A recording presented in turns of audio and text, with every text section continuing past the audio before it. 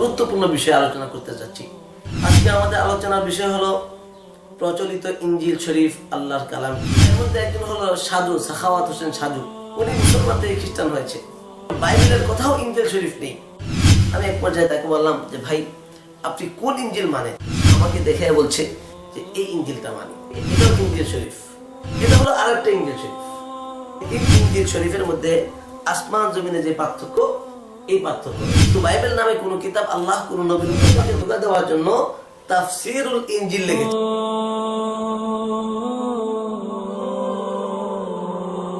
আসসালামু আলাইকুম ওয়া রাহমাতুল্লাহি ওয়া বারাকাতুহু। আলহামদুলিল্লাহি ওয়া কাফা ওয়া সালামুন আলা ইবাদিহিল্লাযীনা ইসতাফা, আম্মা বা'দ। فأعوذ بالله من الشيطان الرجيم. بسم الله الرحمن الرحيم. إن الدين عند الله الإسلام. وقال الله عز وجل: ومن يبتغي غير الإسلام دينا فلن يقبل منه. صدق الله العظيم. সম্মানিত উপস্থিতি, ধারাবাহিকভাবে হকের আওয়াজের আয়োজনে খুতবাদের প্রযোজনায় সারা বিশ্বে কিভাবে হকের আওয়াজ ছড়িয়ে দেওয়া যায়, এই লক্ষ্যে ধারাবাহিকভাবে আলোচনা চলছে। আমরা গত পর্বে আলোচনা করেছিলাম আমাদের কোন সংস্কৃতি মানা উচিত এবং আমাদের অপসংস্কৃতির প্রভাবের উপরে আমরা ধারাবাহিকভাবে কতগুলি আলোচনা শুনেছি। আজকে আমাদের আলোচনার বিষয় হলো প্রচলিত ইনজিল শরীফ আল্লাহর কালাম কিনা। প্রচলিত ইনজিল শরীফ কি আল্লাহর কালাম? আজ মুসলমানরা,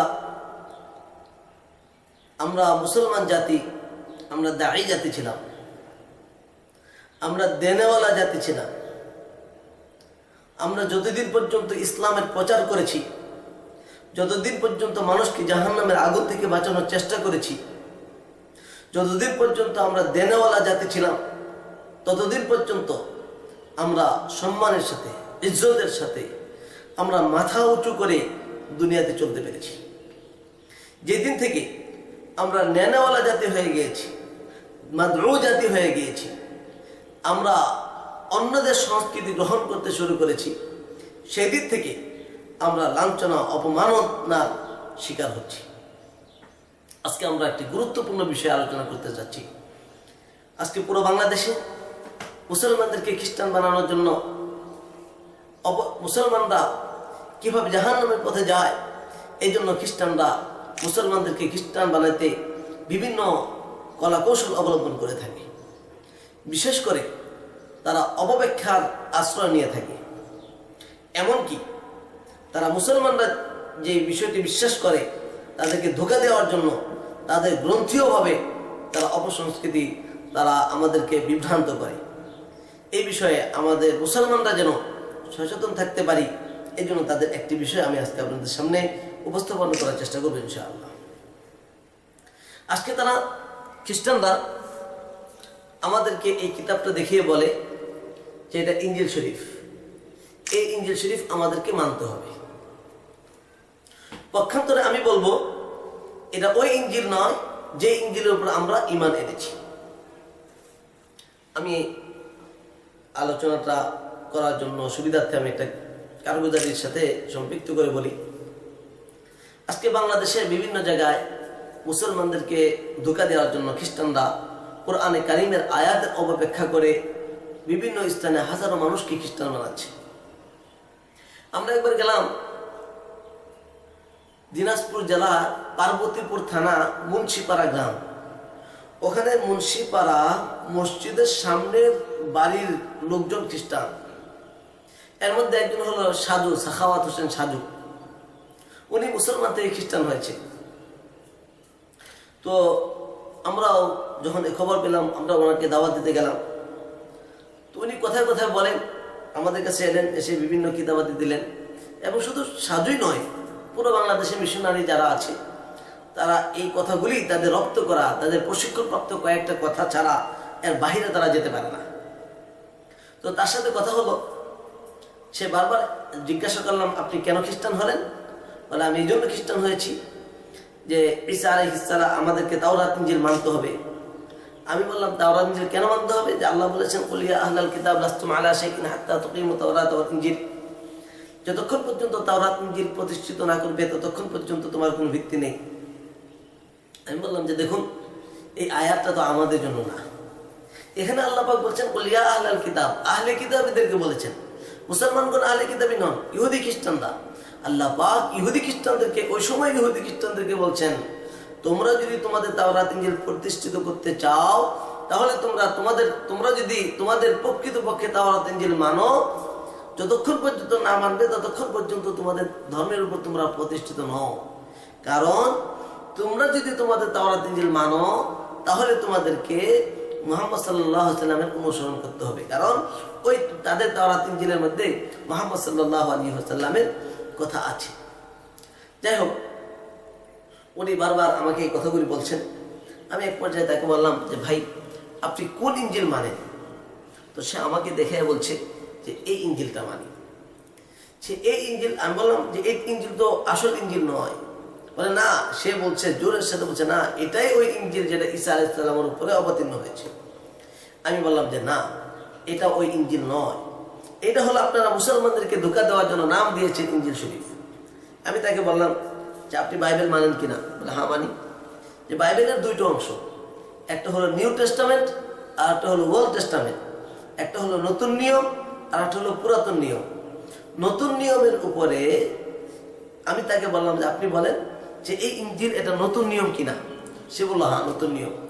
তার মানে নতুন নিয়ম, বাইবেলের কোথাও ইনজিল শরীফ নেই। তো নতুন নিয়মটার উপরে বাইবেলের অংশের মধ্যে মুসলমানদেরকে ধোঁকা দেওয়ার জন্য, মুসলমানদেরকে বিভ্রান্ত করার জন্য, জান্নাতের পথের প্রতীকদেরকে জাহান্নামে নিয়ে যাওয়ার জন্য তারা এই অবব্যাখ্যা এবং এই বিভ্রান্ত ছড়াচ্ছে। আমি তাকে বললাম যে দেখুন, বাইবেলের যেহেতু বাইবেল নামে কোনো কিতাব আল্লাহ কোনো নবীর উপরে পাঠান নাই, তার মানে বাইবেল আল্লাহ পাকের কালাম না, বাইবেল আল্লাহ পাকের পক্ষ থেকে আসেনি।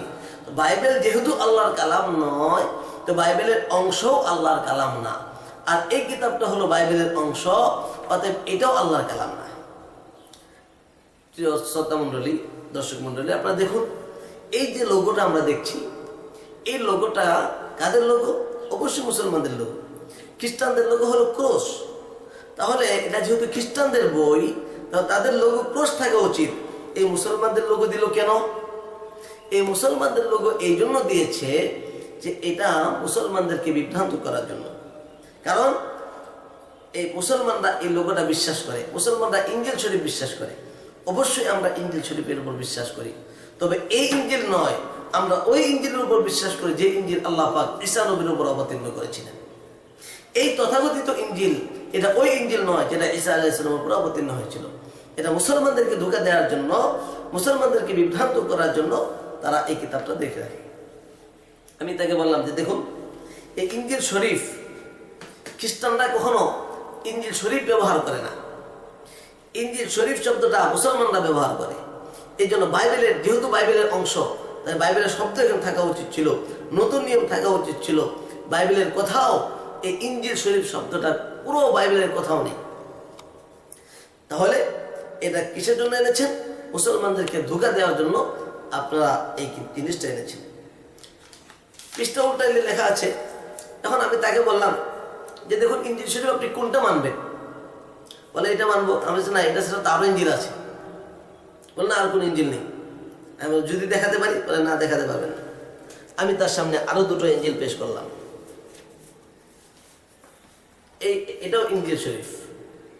এই ইনজিল শরীফ এবং ওই ইনজিল শরীফের মধ্যে পার্থক্য এমন, আসমান এবং জমিনের মধ্যে যেমন পার্থক্য, এর থেকে বেশি পার্থক্য। এটা হলো আরেকটা ইনজিল শরীফ।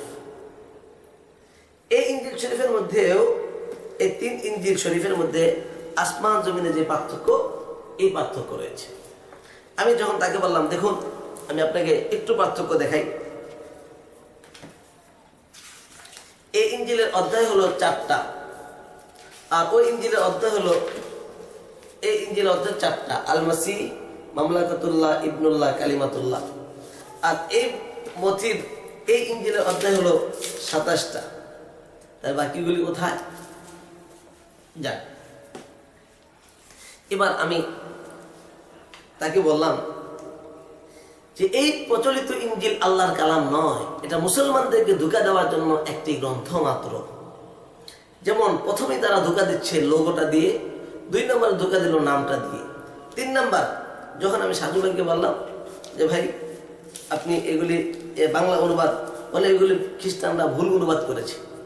আমি বললাম ঠিক আছে, খ্রিস্টান যদি ওইগুলো ভুল অনুবাদ করে ওইগুলি বাদ দিলাম, আপনি যেটা মানেন আপনার এটা নিয়ে আমার সাথে আপনার সাথে আলোচনা হবে। বললাম দেখেন বাংলা অনুবাদক কে? কোনো ভালো মানুষ না চোর না ডাকাত? তা লেখা নেই। এরপর দ্বিতীয় সংস্করণ কাকে বলে? লেখা আছে দ্বিতীয় সংস্করণ বলা হয় যেটা একবার কিছু বাদ দিয়ে কিছু নতুন ঢোকানো হয়। তো আল্লাহর কালাম যেটা হবে ওটার মধ্যে সংস্করণ হতে পারে না, আর যে কিতাবের মধ্যে সংস্করণ হয় সেটা আল্লাহ পাকের কালাম হতে পারে না। এরপর তাকে বললাম তার মানে বোঝা গেল যেহেতু আল্লাহর কালামের সংস্করণ হয় না, তো আপনার কথা অনুযায়ী এটা কিনা আল্লাহর কালাম না। 3 নম্বর তাকে বললাম বলুন ঈসা মসীহের জীবনী কি আল্লাহর কালাম হতে পারে? বলে না, কারণ ঈসা মসীহের জীবনী যেহেতু আল্লাহর কালাম না। কেন? মুহাম্মদ সাল্লাল্লাহু আলাইহি ওয়াসাল্লামের জীবনীও আল্লাহর কালাম হতে পারে না, ঠিক ঈসা আলাইহিস সালামের জীবনী আল্লাহর কালাম না। আর এই অধ্যায়টা হলো ঈসা আলাইহিস সালামের জীবনী, লেখা আছে হযরত ঈসা মসীহের জীবনী, এরপর সূচি দেওয়া, অর্থাৎ এই কিতাবটা হলো ঈসা মসীহের জীবনী। তাহলে আপনার কথা অনুযায়ী এটা কিনা আল্লাহর কালাম না। এই কিতাবের মধ্যে 27টা অধ্যায় আছে, 27টার মধ্যে 14টা হলো সেন্ট পলের লেখা চিঠি। সেন্ট পল ঈসা নবীকে দেখেননি, অনেক পরের আসা একজন ইহুদি, সে ইহুদি থেকে খ্রিস্টান হয়েছে, তার জীবন কাহিনী এই কিতাবের মধ্যে আছে। তাহলে এমন একজন ব্যক্তি চিঠি বিভিন্ন গোত্রের কাছে চিঠি দিয়েছে, সেই চিঠি আল্লাহর কালাম হয় কিভাবে? তাহলে এগুলি বোঝা গেল আল্লাহর কালাম নয়। এরপর তাকে আমি বললাম সাজু ভাইকে যে ভাই এই কিতাবটি এটা আল্লাহর কালাম নয়। আমি বললাম যদি এটা বিশ্বাস করেন তাহলে আমি হলাম প্রভু, কারণ এই কিতাবের ভূমিকা লেখা আছে হযরত শব্দটির অর্থ প্রভু, আর আমার নামে শুরুতে লেখা হয় হযরত মাওলানা মুফতি জুবায়ের আহমদ, তার মানে আমি হলাম আগে হযরত এরপরে অন্য কিছু। আর হযরত মানে আপনার কিতাব অনুযায়ী হযরত মানে হলো প্রভু, তার মানে আমি হলাম আগে প্রভু এরপরে অন্য কিছু। আর আমি প্রভু হয়ে বলছি আপনার কিতাবটাও বাতিল, আপনার কিতাবটা মিথ্যা, আপনার ধর্মটা মিথ্যা এবং বাতিল। এরপর তাকে বললাম যে দেখুন আপনারা মুসলমানদের কাছ থেকে চুরি করেছেন, চুরি করতেও ভুল করেছেন। মুসলমানদের কাছ থেকে চুরি করেছেন, চুরি করতেও ভুল করেছেন। দেখুন তারা কিভাবে চুরি করেছে। লেখা আছে প্রথম সিপারা মথি, এই প্রথম সিপারা এটা মুসলমানদের কাছে চুরি করেছে। বাইবেলের কোথাও নেই প্রথম সিপারা, যেহেতু বাইবেলের অংশ। তাহলে মুসলমানদের কাছ থেকে তাদেরকে ধোঁকা দেওয়ার জন্য কিভাবে চুরি করেছে?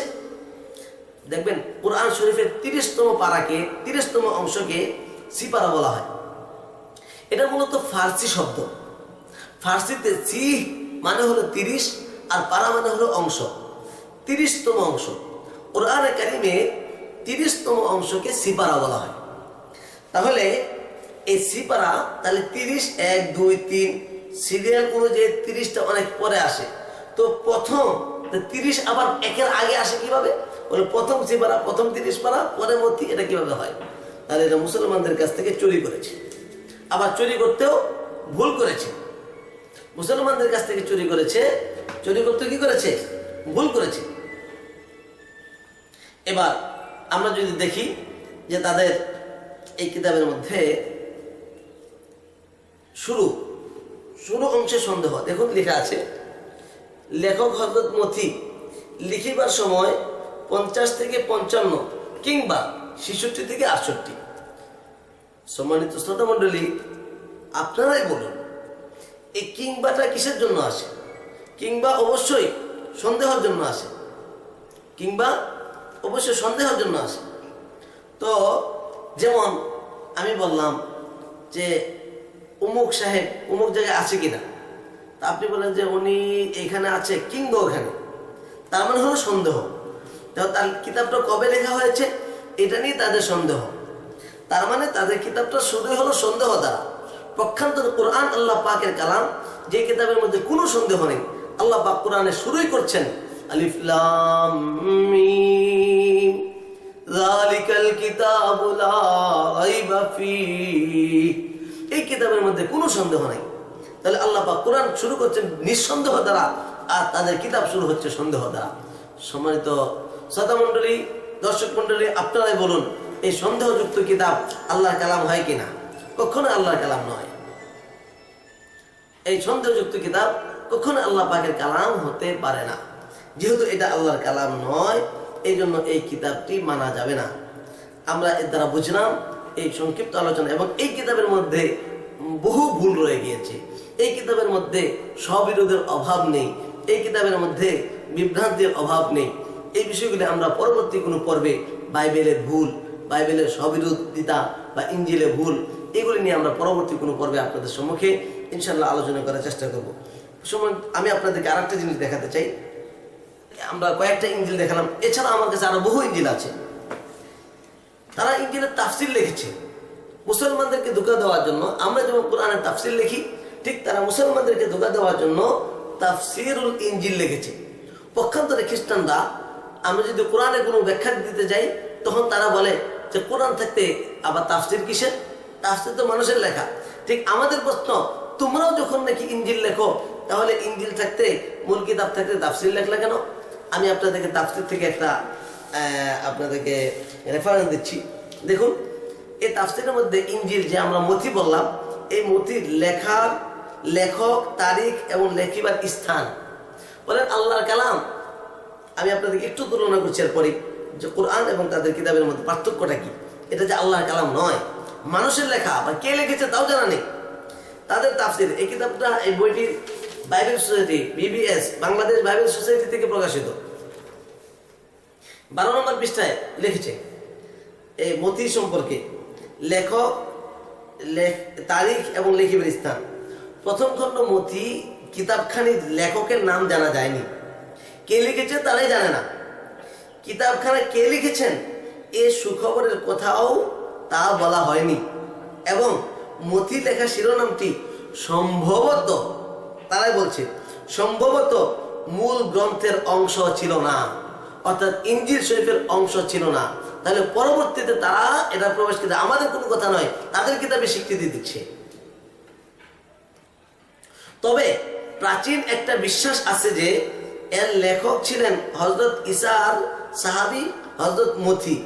এই কিতাবে মথি কথাটি বিভিন্ন প্রসঙ্গে সুখবর বুঝাতে এর লেখককে এবং সাহাবী হযরত মথিকে বোঝাতে ব্যবহার করা হয়েছে। এখন বলুন, তারাই বলছে এটা কে লিখেছে সম্ভবত বলে, প্রাচীনকালে কেউ বিশ্বাস করে, এই জন্য তারা লিখে দিয়েছে। তাহলে তারাই বলছে তাদের কিতাবের লেখক কে করতে গিয়ে এলো, তারা নিজেরা জানে না। এই মানুষের লেখা এই বিষয়গুলি ঈসা আলাইহিস সালাম দুনিয়া থেকে চলে যাওয়ার 250 থেকে 300 বছর পরে এই কিতাবগুলি লেখা হয়েছে। তাহলে এটা আল্লাহ কালাম কিভাবে হয় আপনারাই বলুন। আর মুসলমানদেরকে এই প্রচলিত ইঞ্জিলকে আল্লাহর কালাম বলে বোঝাচ্ছে, আর আমরা ওই ইঞ্জিলকে এই ইঞ্জিল মনে করে এটাকে ধোঁকা খাচ্ছি। এই জন্য আমি মুসলমানদেরকে বলবো এবং সকল অমুসলিম ভাইদেরকে বলবো, খ্রিস্টান ভাইদেরকে বলবো, আপনারা এই মিথ্যাকে ছেড়ে সত্যের দিকে আসুন। প্রখ্যাত কোরআন দেখুন, আমাদের কোরআনে কারীম এর আল্লাহ পাকের কালাম, এর মধ্যে কোনো সন্দেহ নেই। এবং আল্লাহ পাক চ্যালেঞ্জ করছেন, ওয়া ইন কুনতুম ফি রাইবিন মিম্মা নাযালনা আলা আবদিনা ফাতু বিসূরাতিন মিন মিসলিহি ওয়াদউ শুহাদাআকুম মিন দুনিল্লাহি ইন কুনতুম সাদিকিন। যে তোমরা যদি এই কোরআনের প্রতি সন্দেহ করে থাকো, ফাতু বিসূরা, ছোট্ট একটি অংশ, ছোট্ট একটি বাক্য এনে দেখাও, তোমরা পারবে না। পর আল্লাহ পাক বলছেন, শুধু তোমরা একা নয়, ওয়াদউ শুহাদাআকুম, তোমাদের সঙ্গী, তোমাদের সাহায্যকারীদেরকে নিয়ে আসো। আজ থেকে 1400 বছর পর্যন্ত তারা দেখাইতে পারেনি, সামনেও পারবে না। এবং আল্লাহ পাক নিজে বলছেন, ফাইন লাম তাফআল ওয়া লান তাফআল, তোমরা পারবে না, কখনো তোমরা পারবে না, আর পারেও নাই। প্রিয় দর্শক, আমি এই তাদের আবার দেখুন, তাদের কিতাব শুরু হয়েছে মিথ্যা দিয়ে। এবং এই কোরআন, সারা পৃথিবীর কোরআন যদি মুছে ফেলানো হয়, পড়ে ফেলানো হয়, এরপর কোরআন যে অবস্থায় আছে ওই অবস্থায় থাকবে। আল্লাহ সুবহানাহু ওয়া তাআলা এই কোরআন ফেরেশতা জিবরাইল আমিনের মাধ্যমে রাসূল সাল্লাল্লাহু আলাইহি ওয়াসাল্লামের কাছে পৌঁছেছেন। রাসূল সাল্লাল্লাহু আলাইহি ওয়াসাল্লাম মুখস্থ করেছেন, এরপরে সাহাবায়ে কেরাম মুখস্থ করেছেন, তাদের থেকে তাবেঈনগণ মুখস্থ করেছেন, তাদের থেকে তাবেঈনগণ মুখস্থ করেছেন। এইভাবে আস্তে আস্তে আমাদের পর্যন্ত, অন্তর থেকে অন্তর, হার্ট টু হার্ট আমাদের কাছে এসেছে। ছোট্ট একটা বাচ্চাকে দাঁড় করিয়ে দিলে পুরো কোরআন আপনাকে মুখস্থ শুনিয়ে দিতে পারবে। হাজারো লক্ষ লক্ষ কোরআনে হাফেজ রয়েছে, পক্ষান্তরে সারা পৃথিবী মিলে একটা ইঞ্জিলের হাফেজ আপনি দেখাতে পারবেন না, একটা বাইবেলের হাফেজ দেখাতে পারবেন না, একটা বেদের হাফেজ দেখাতে পারবেন না। এর দ্বারা প্রমাণ হয় কোরআন সত্য এবং মুক্তি পেতে হলে এই কোরআনকে মানতে হবে।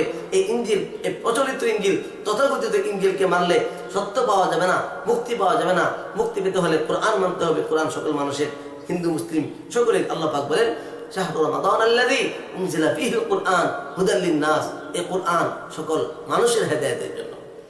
এই জন্য আমি উদারত আহ্বান রাখবো যে আমার অমুসলিম ভাইদেরকে, খ্রিস্টান, বিশেষ করে খ্রিস্টান ভাইদেরকে, আপনারা এই প্রচলিত ইঞ্জিল মেনে আপনারা বিভ্রান্তির উপর আছেন, আপনারা এই বিভ্রান্তি থেকে বেঁচে যান। এবং মুসলমান ভাইদেরকে আমি আবদার করব, আকুল আবেদন রাখবো যে আপনারা তাদের এই মিথ্যা, এই বানোয়াটি, তাদের এই তথাকথিত ইঞ্জিলের কথা শুনে এবং মেনে আপনারা বিভ্রান্ত হবেন না। আমরা তাদের এই কলাকৌশল এবং অপব্যাখ্যা থেকে আমরা বেঁচে থাকার চেষ্টা করি।